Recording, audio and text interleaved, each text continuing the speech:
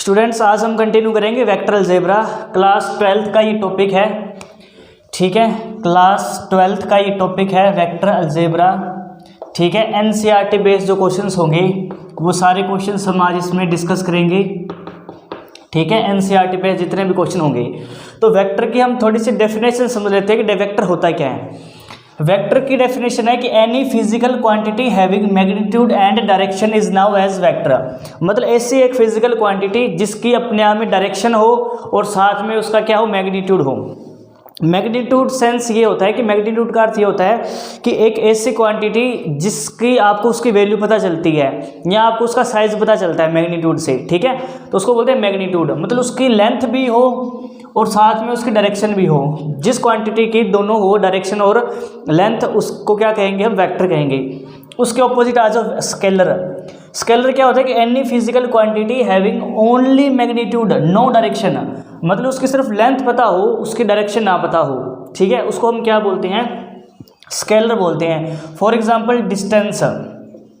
Distance तो distance क्या है, अपने आप में एक स्केलर क्वांटिटी है, क्योंकि इस डिस्टेंस से हमें मैग्नीट्यूड पता चलता है कि मैं 100 किलोमीटर गया, मैं 200 किलोमीटर गया। स्पीड हो गई, स्पीड जैसे क्या होगी, स्पीड।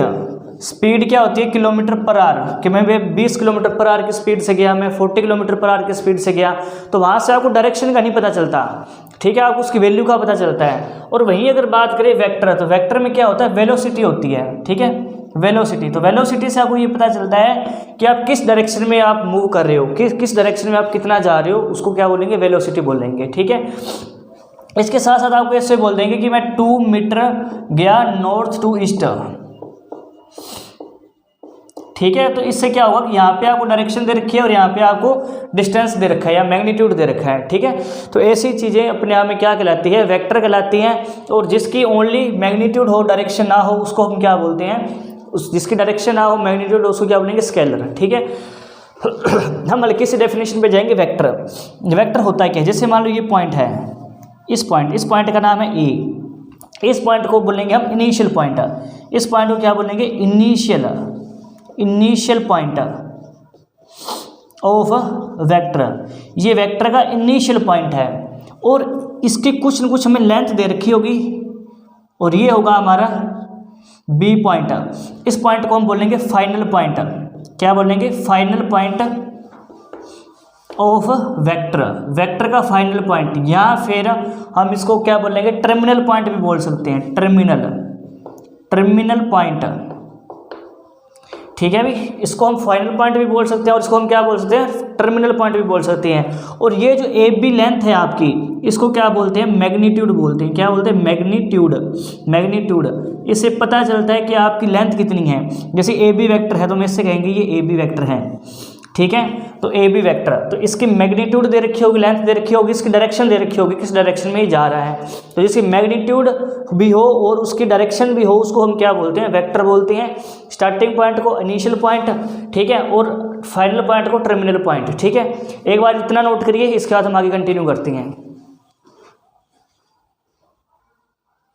देखो स्टूडेंट्स, हम आगे कंटिन्यू करते हैं। जैसे मान लो कोई ए बी वेक्टर है, ये क्या है, A B vector. A B vector को लिखने का क्या तरीका होता है, ए बी वेक्टर को ऐसे लिखते हैं, ए बी वेक्टर का magnitude into A B vector की डायरेक्शन, ए कैप, इसको बोलते हैं ए कैप, ठीक है। ये होता है मैग्नीट्यूड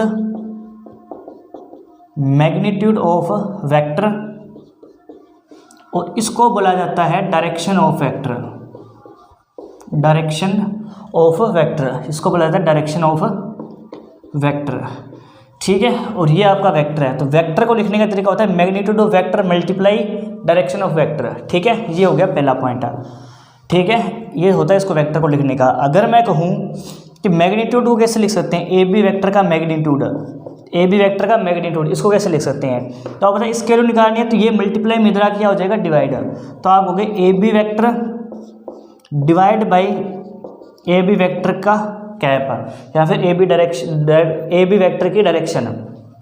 तीसरे नंबर पे आऊँ, अगर मैं कहूँ कि A B vector, A B की कैप निकालनी है फिर ए बी की डायरेक्शन निकालनी है, एक ही बात है। ए बी कैप कह दूँ या ए बी डायरेक्शन कह दो, एक ही बात है। अगर मैं आपको बोलूँ कि ए बी कैप निकालनी है तो ये जो मैग्नीट्यूड है इधर क्या हो जाएगा डिवाइड, तो A B vector upon A B vector का मैग्नीट्यूड, ठीक है। तो ये तीन रिलेशंस बनते हैं आपस में, वेक्टर का, मैग्नीट्यूड का और डायरेक्शन का, ठीक है। तो ए बी वेक्टर को लिखने का तरीका, ए बी वेक्टर का magnitude into A B vector की डायरेक्शन। अगर मैग्नीट्यूड निकालना है ए बी वेक्टर का तो A B vector upon A B vector की डायरेक्शन। अगर ए कैप निकालना है, ए बी कैप निकालना है तो A B vector upon A B vector का मैग्नीट्यूड, ठीक है। इतना नोट करो, फिर हम आगे कंटिन्यू करते हैं। देखो स्टूडेंट्स, अब हम आगे कंटिन्यू करते हैं, कुछ टाइप्स की बात करेंगे वेक्टर की। मतलब हम कंप्लीट टाइप्स नहीं पढ़ेंगे इसमें, हम क्या करेंगे एक्सरसाइज के अकॉर्डिंग पढ़ेंगे। जैसे मान लो 10.1 के अंदर जो चीज़ें की हमें ज़रूरत होगी, ठीक है, उसी को ध्यान में रखते हुए चलेंगे हम, ठीक है। ऐसे नहीं होगा कि हम सारा कुछ पहले बेसिक इंट्रोडक्शन कर लेंगे उसके बाद हम एक्सरसाइज करेंगे, ऐसे नहीं करेंगे। जो एक्सरसाइज करेंगे उसका इंट्रोडक्शन करेंगे वैसा।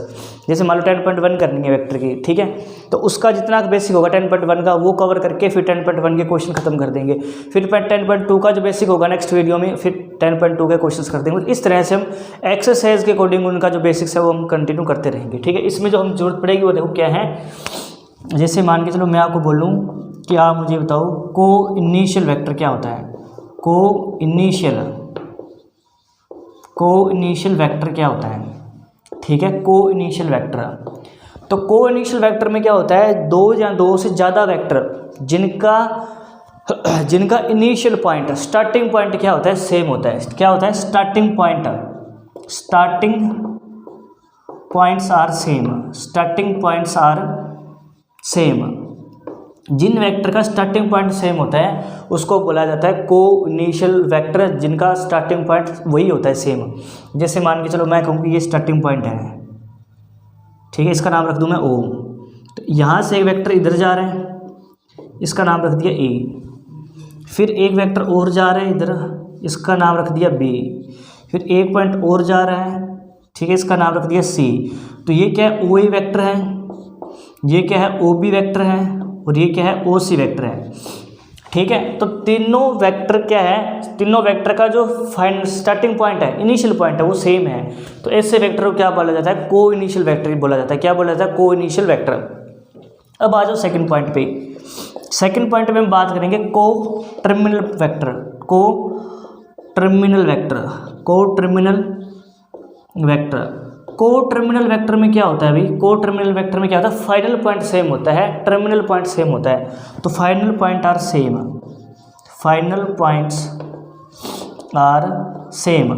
जिन वेक्टर का फाइनल पॉइंट सेम होता है, स्टार्टिंग अलग अलग हो, फाइनल पॉइंट क्या हो, सेम हो। जैसे मान के चलो एक वेक्टर है ये,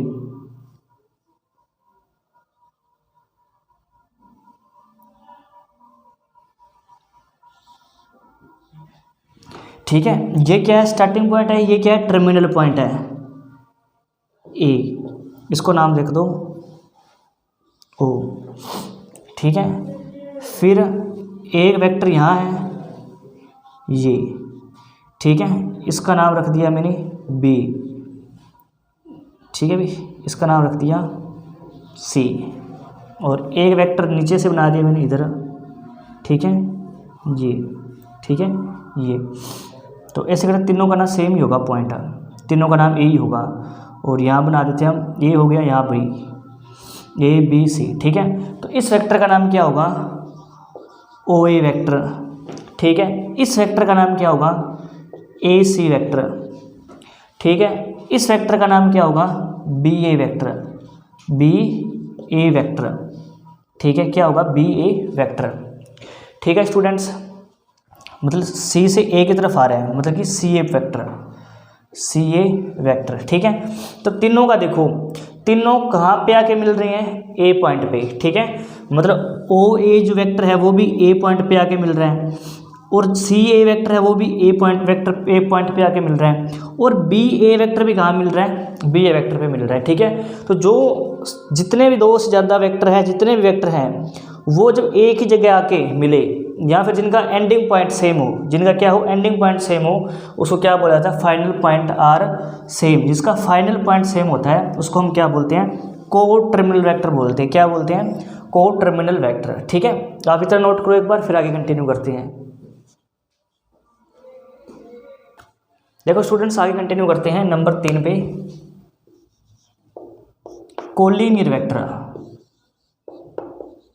कोलिनियर वेक्टर, ठीक है।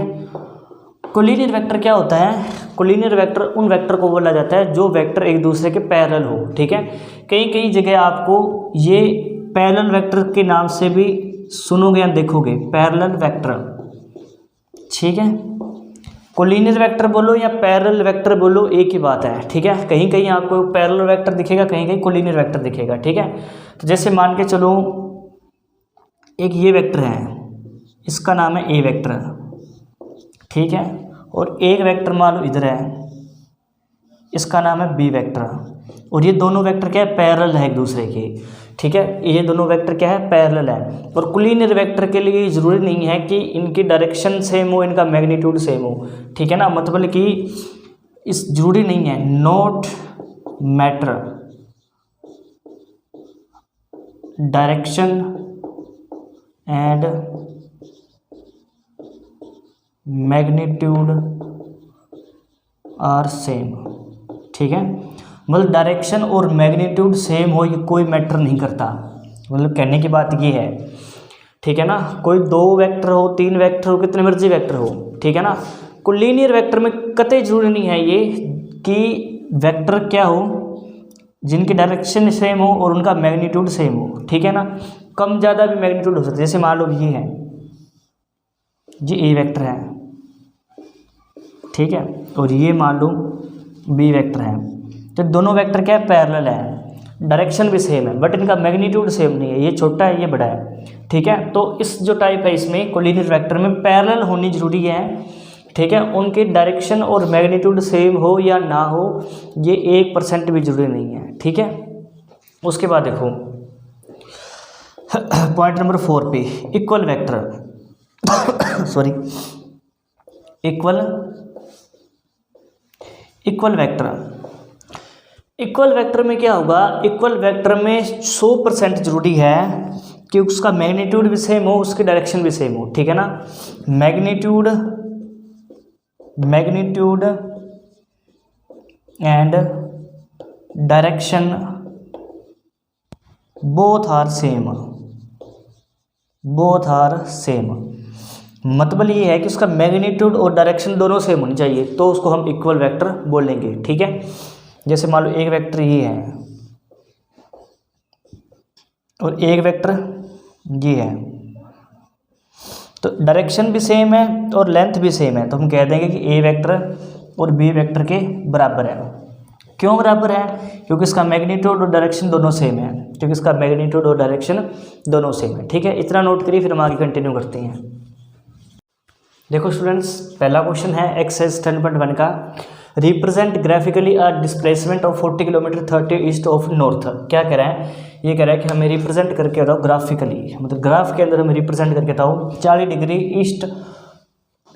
30 डिग्री ईस्ट ऑफ नॉर्थ। तो हम क्या करेंगे? ऐसे एक डायरेक्शन बनाएंगे, ठीक है। तो आप बताइए, ये नॉर्थ, ये साउथ, ये ईस्ट और ये वेस्ट, ये होती है हमारी डायरेक्शन, ठीक है।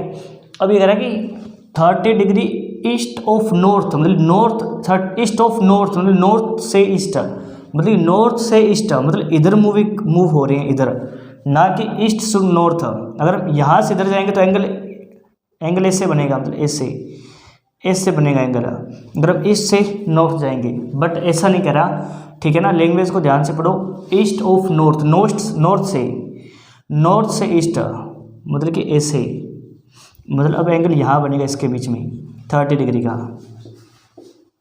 ठीक है, नॉर्थ टू ईस्ट, ठीक है, इस तरह से। और कितना जाना है? 40 किलोमीटर। तो हम ऐसे मान लेंगे 10 किलोमीटर का गैप ले लेंगे, 10 किलोमीटर या 10 किलोमीटर, ठीक है, 10 किलोमीटर का, ठीक है, 10, फिर 10 और 10 20, फिर 10 और 10 30, फिर 10 40, मतलब 40 किलोमीटर, ठीक है। और हमें कितना जाना है? 40 किलोमीटर जाना है। किधर जाना है? नॉर्थ से ईस्ट की ओर। तो ये हमने ड्रा कर दिया। तो हम यहाँ पे O पॉइंट ले लेंगे और यहाँ P पॉइंट ले लेंगे, ठीक है। तो हम कह देंगे, इसको हम एक स्केल बोलते हैं। एक स्केल मैंने 10 किलोमीटर का लिया है। एक स्केल कितने का लिया है? 10 किलोमीटर का। तो टोटल मैंने O से P तक कितना स्केल ले लिया? OP से मैंने 10 के ले लिए, ठीक है। तो कितने टोटल? 40 किलोमीटर हो गया, ठीक है। तो आप इस तरह से रिप्रेजेंट कर सकते हो ग्राफ, ठीक है। तो उम्मीद करता हूँ क्लियर हो गया होगा। अब next, classify the following measure as scalar and vector. Scalar और वेक्टर बताना है, कोई आपने कोई वो नहीं देना, कोई मतलब प्रूव करके नहीं बताना, सिंपल क्लासीफाई करना है वेक्टर है या फिर स्केलर है। 10 किलोग्राम, कोई डायरेक्शन नहीं है, इसकी मैग्नीट्यूड है, तो ये क्या हो जाएगा, स्केलर है।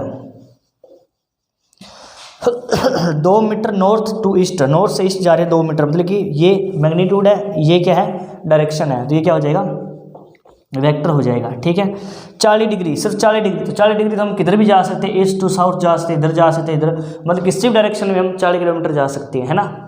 तो मतलब ये डायरेक्शन नहीं है, ये मैग्नीट्यूड है, मतलब ये स्केलर है, ठीक है। इसमें डायरेक्शन ही दे रखी है कि किस डायरेक्शन में 40 डिग्री जाना है।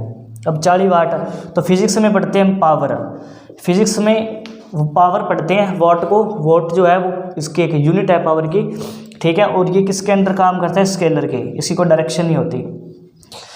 10 की पावर -19 कोलम्ब, ये किसकी है, चार्ज की यूनिट है, ये भी किस में आता है, स्केलर में आता है, किस में, स्केलर में, ठीक है। और 20 मीटर पर सेकंड स्क्वायर, सेकंड स्क्वायर किसकी यूनिट है, एक्सेलरेशन की, ठीक है। ये भी हम पढ़ते हैं एक्सेलरेशन सब, ठीक है। ये किस में आता है, वेक्टर में, किस में आता है, वेक्टर में, ठीक है। ये 3 क्वांटिटी तो हम फिजिक्स के अंदर हम इस चीज़ को पढ़ रहे होते हैं, ठीक है। तो ये 2 क्वेश्चंस हो गए, मैंने आपको बता दिया कौन से क्वेश्चंस इसमें ग्राफिकली बताना था, इसमें बताना था कौन सा स्केलर है कौन सा वेक्टर है।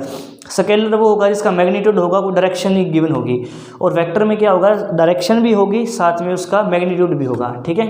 तो 2 क्वेश्चंस कर लिए हमने, अब हम करते हैं 3rd क्वेश्चन, ठीक है, और इसको कंटिन्यू करो। देखो स्टूडेंट्स, कंटिन्यू करते हैं 3rd question, classify the following as scalar and vector quantity. जैसे 2nd क्वेश्चन किया था एज इट इज़ वैसे ही है, स्केलर बताना है और वेक्टर बताना है। तो टाइम पीरियड डायरेक्शन होती है, टाइम पीरियड की नहीं होती। तो ये क्या है, स्केलर, स्केलर। दूसरे डिस्टेंस, डिस्टेंस क्या डायरेक्शन होती है, नहीं होती, है ना, स्केलर ओनली मैग्नीट्यूड होता है। फोर्स, फोर्स एक वो आ जाता है वेक्टर क्वांटिटी, डायरेक्शन भी और मैग्नीट्यूड भी। वेलोसिटी, वेलोसिटी भी किस में आ जाता है, वेक्टर में, डायरेक्शन भी होती है और मैग्नीट्यूड भी होता है। वर्क डन, आप कोई वर्क कर रहे हो, डायरेक्शन नहीं होती इसकी, ठीक है ना, सिर्फ यूनिट होती है, इतने यूनिट काम करें हम, ऐसे नहीं होते हम नॉर्थ की डायरेक्शन में इतना काम करें, ठीक है, डायरेक्शन नहीं होती, जिसका ये होता है स्केलर क्वांटिटी, ठीक है। तो इजी क्वेश्चन था ये काफ़ी। अब आ जाओ 4थे क्वेश्चन पे।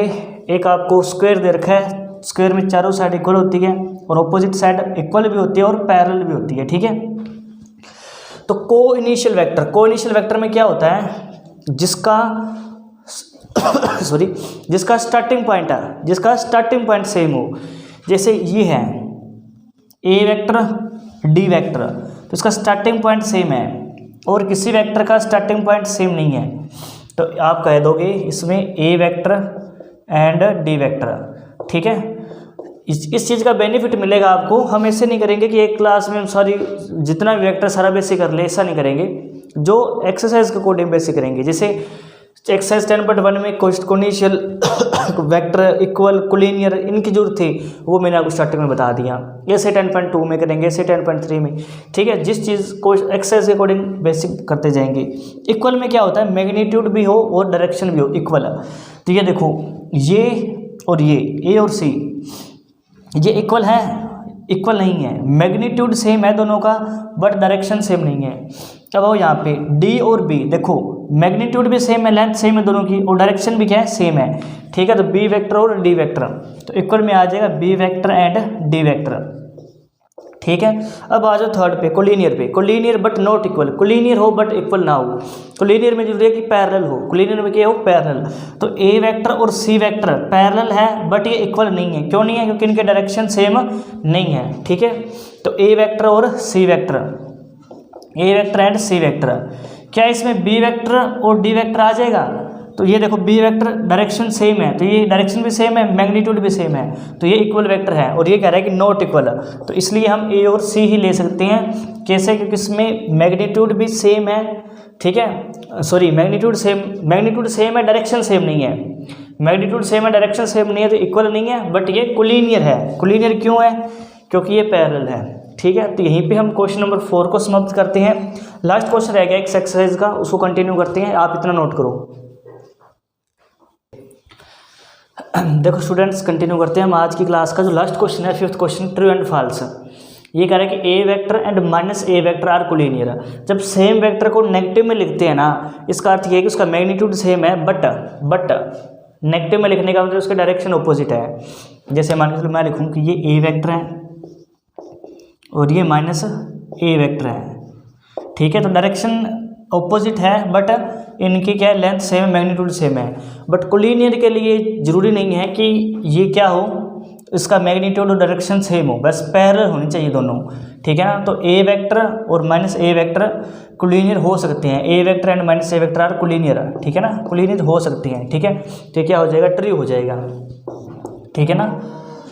ये चीज़ है, कोलिनियर के लिए जरूरी है कि बस ये पैरेलल हो, ये जरूरी नहीं है कि माइनस में एक डायरेक्शन मैटर नहीं करती, ना ही मैग्नीट्यूड मैटर करता। तो ये क्या हो जाएगा, आपका ट्रू हो जाएगा। सेकंड, टू कोलिनियर वेक्टर, अगर कोई दो वेक्टर कोलिनियर है और ऑलवेज इक्वल इन मैग्नीट्यूड, तो मैंने आपको बताया कि कोलिनियर वेक्टर के लिए मैग्नीट्यूड इक्वल हो कतई जरूरी नहीं है। बताओ, एक ये वेक्टर है, ये ए वेक्टर है, ठीक है, और एक बी वेक्टर है, ठीक है ना। तो इनका मैग्नीट्यूड सेम, ना इनके डायरेक्शन सेम, क्या ये कोलिनियर वेक्टर नहीं है? तो ये कोलिनियर वेक्टर है। तो ये कह रहा है कि ऑलवेज लग गया, ऑलवेज मतलब हमेशा इनका मैग्नीट्यूड इक्वल होता है, तो ये जरूरी नहीं है, तो ये हो जाएगा फॉल्स, ठीक है। अब आ जाओ थर्ड क्वेश्चन पे। Two vector having same magnitude are collinear. ये कह रहा है कि अगर दो वेक्टर का मैग्नीट्यूड सेम है, अगर दो वेक्टर का मैग्नीट्यूड सेम है तो क्या वो कोलिनियर है? तो आप देखो, मान लो एक वेक्टर ये है, एक वेक्टर, और एक वेक्टर ये है बी वेक्टर, तो इनका मैग्नीट्यूड सेम है, जितनी लेंथ ए वेक्टर की है उतनी लेंथ बी वेक्टर की है। क्या ये पैरेलल है? तो आपको ये पैरेलल नहीं है, इनका डिस्टेंस कम ज़्यादा है, तो ये पैरेलल नहीं है। तो कोलिनियर के लिए तो जरूरी है कि वो पैरेलल हो। कोलिनियर नहीं चाहता कि वो मैग्नीट्यूड उनका सेम आई या उसकी डायरेक्शन सेम आई, ये जरूरी नहीं है। कोलिनियर की चाहत क्या है, वो चाहता है कि ये पैरेलल हो, बस क्या हो, पैरेलल। तो two vector having same magnitude, उसका मैग्नीट्यूड अगर सेम नहीं है, अगर सेम है तो कोलिनियर हो, ये जरूरी नहीं है, ये हो जाएगा फॉल्स। क्या हो जाएगा, फॉल्स। अब आ जाओ चौथे पे। टू कोलिनियर वेक्टर, दो collinear vector having same the magnitude are equal. ये कह रहा है कि अगर दो कोलिनियर वेक्टर है हैविंग द सेम मैग्नीट्यूड, अगर उनका मैग्नीट्यूड सेम है तो क्या वो इक्वल हो जाएंगे? तो एक चीज़ देखो, मान लो मैं दो कोलिनियर वेक्टर लिखता हूँ, दो कोलिनियर वेक्टर, एक वेक्टर ए है और एक वेक्टर बी है, ये दो कोलिनियर वेक्टर हैं, पैरेलल हैं और साथ में कह रहा है सेम मैग्नीट्यूड, और इनका मैग्नीट्यूड भी सेम है, पर क्या ये इक्वल है? तो भाई इक्वल के लिए क्या जरूरी है, डायरेक्शन सेम हो, मैग्नीट्यूड सेम हो, डायरेक्शन सेम हो। क्या हो, मैग्नीट्यूड सेम हो, डायरेक्शन सेम हो। तो इसमें मैग्नीट्यूड सेम है बट डायरेक्शन सेम नहीं है, तो मतलब the two collinear vector having the same magnitude, अगर उनका मैग्नीट्यूड सेम है तो इक्वल वेक्टर हो, ये जरूरी नहीं है। जरूरी है कि मैग्नीट्यूड भी सेम हो और डायरेक्शन भी सेम हो। तो ये भी क्या हो जाएगा, फॉल्स हो जाएगा, ये भी क्या हो जाएगा, फॉल्स हो जाएगा, ठीक है।